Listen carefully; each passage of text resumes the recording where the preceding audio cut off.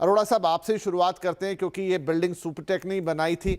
हमने देखा कि 2004 से आपका ये प्रोजेक्ट शुरू होता है। ओवर द टाइम करीब 2-3 बार इसके प्लान्स जो हैं रिवाइज होते हैं, आपको परमिशंस मिलती हैं, आप अकॉर्डिंग टू परमिशंस इसे बनाते जाते हैं, लेकिन अंततः ये मामला कोर्ट में जाता है।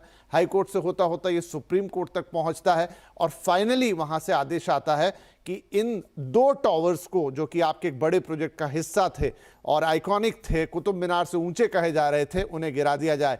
कहां चूक हो गई, कहां गलती हो गई, कहां प्रॉब्लम हो गई? देखिए विपिन जी, सबसे पहले मैं बताना चाहूंगा कि 2005 में हम लोगों ने एक प्रोजेक्ट स्टार्ट किया जो नोएडा अथॉरिटी द्वारा अलॉट किया गया था और इसके अंदर करीब 17 टावर की प्लानिंग करी इन द बिगनिंग।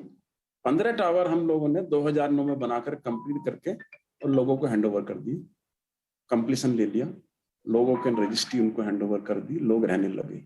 जो 2 टावर थे जिसको हम ट्विन टावर कहते हैं, तो ट्विन टावर 2009 में स्टार्ट किए थे, मतलब approval was the in the beginning only, लेकिन स्टार्टिंग जो की थी 2009 में करी थी। और 2009 में के बाद हमने इसको मैप को रिवाइज भी किया।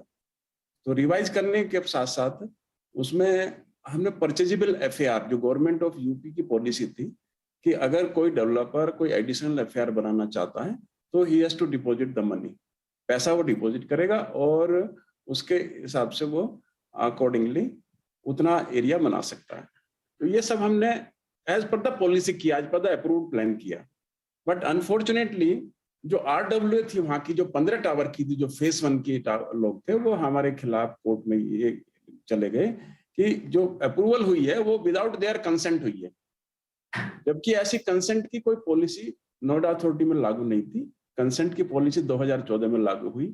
तो उस ग्राउंड को लेकर माननीय हाई कोर्ट ने ये तोड़ने का आदेश दिया और उसको लेकर फिर हम सुप्रीम कोर्ट गए।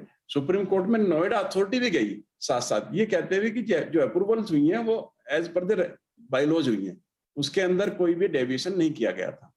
बट अनफॉर्चुनेटली वहां भी वो नहीं हो पाया और वो जो ऑर्डर था हाई कोर्ट का उसी को अपहेल्ड कर दिया गया। तो इस वजह से बिल्डिंग को गिराने का काम हुआ। अब मैं थोड़ा सा और आगे बताना चाहूंगा इसके अंदर कि लगभग इस गिराने के लिए जो हमको डायरेक्शंस माननीय सुप्रीम कोर्ट ने दी थी कि इसको सेफ डिमोलिशन होना चाहिए, आसपास के जो बिल्डिंग्स हैं उनको कोई खतरा नहीं होना तो चाहिए। अरोड़ा साहब, उस पर आते हैं। वो कहानी तो क्योंकि ज्यादातर लोगों को पता है, आपने खुद इसमें अपने पैसे लगाए और बहुत सेफ डिमोलिशन भी हुआ, कोई दिक्कत नहीं गई, सब कुछ अपनी जगह पे हो गया। लेकिन जो मुख्य चीज है, गौतम चटर्जी साहब हमारे साथ है। गौतम जी, जब सब कुछ ये कह रहे हैं कि अप्रूवल के हिसाब से हुआ, इनको अप्रूवल मिलते चले गए, इनको एफआईआर मिलता चला गया, नोएडा अथॉरिटी से इनको पेपर पे वो मिला, उसके बाद फिर आरडब्ल्यूए आई, सामने एक कानून आया अपार्टमेंट एक्ट का 2014 में, तो क्या हुआ, क्या प्रॉब्लम कहां हुई? क्या इनके जो अप्रूवल थे वो गलत थे, या फिर जो नया कानून आया वो क्रॉस ओवर कर गया? क्या नैतिक आधार पे अगर आपने कोई शुरू में प्लान बनाया है तो उसको बिना कंसेंट के आपको यूं भी चेंज नहीं करना चाहिए, चाहे वो कोई नया कानून हो चाहे ना हो? किसे आप मानेंगे कल्प्रिट? कहां पर वो प्रॉब्लम हुई कि इस बिल्डिंग को गिराना पड़ गया?